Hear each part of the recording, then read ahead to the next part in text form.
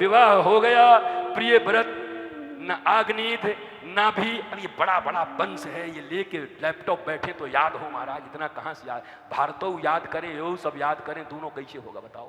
तो ये सब कुछ आप लोग कर लीजिए, कुछ हम कर लेते हैं। भाई भगवान के समय में भी दुर्वासा थे, भगवान के समय में भी वशिष्ठ थे, चैवन्य थे, कालव थे, सब ऋषि थे, हजारों, सबका एक ही काम था, क्या बताओ बोलो।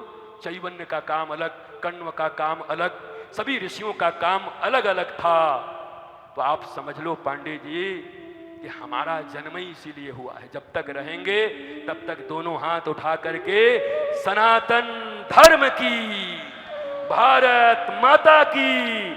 और ये जय तभी टिकेगा जब बलराम जी को याद करेंगे, दाऊ दयाल भगवान की, बलराम भगवान की, नंद के लाला की। यहाँ के पूज्य ऋषि श्री कल्याण देवाचार्य महाराज की। महाराज आनंद आ गया, ऐसी मस्ती हो दिव्याति दिव्य भाव से। प्रिय व्रत, प्रिय व्रत उसको कहते हैं जिसको अपना व्रत ही प्रिय हो। व्रत, व्रत, व्रत का मतलब होता है कोई चीज संकल्प, व्रत का अर्थ संकल्प होता है, संकल्प ही जिसको प्रिय हो उसको बोलते हैं प्रिय व्रत। तो प्रिय व्रत का बहुत ज्यादा वर्णन इसलिए नहीं करते लोग क्योंकि व्रत जिनको जिनको प्रिय थे उनकी कभी कभी दुर्गति भी हो गई। भीष्म पितामह, क्या उनका व्रत था? कभी शादी नहीं करेंगे। क्या व्रत था? हस्तिनापुर के गद्दी की सेवा करेंगे। हस्तिनापुर की गद्दी की सेवा करते करते अधर्म के पक्ष में खड़े हो गए। दुर्योधन की सभा में द्रौपदी के वस्त्र उतारे जा रहे हैं, फिर भी भीष्म पितामह खड़े हों, बड़ा आश्चर्य होता है। और भारतीय लोगों को इस पर विचार करना चाहिए। हमारे चाचा जी प्रणाम करते थे, इसलिए हम करेंगे। यद्यपि वो 12 भागवत में है, 12 महाभागवतों में नाम है भीष्म का, परंतु भारतीय शास्त्र इस बात के लिए ही जाने जाते हैं। हमारे शास्त्र किसी के ग्लोरिफिकेशन के लिए नहीं लिखा गया। भगवान के विषय में अगर ये लिखा गया कि भगवान ने द्रौपदी को वस्त्र दिया, तो भगवान के लिए ये भी लिखा गया कि 8.5 वर्ष में चीर हरण किया। हम ग्लोरीफाई नहीं करते, हम पूजक हैं सत्य के, ट्रूथ, फैक्ट।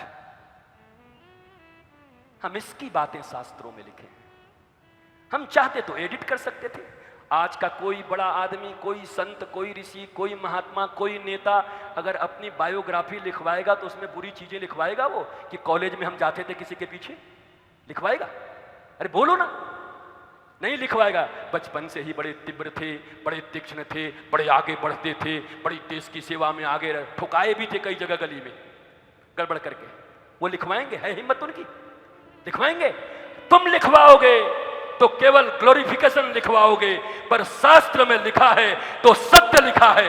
ये भी था, ये भी था, ये भी था। परिवर्तन यहां से यहां संभव है।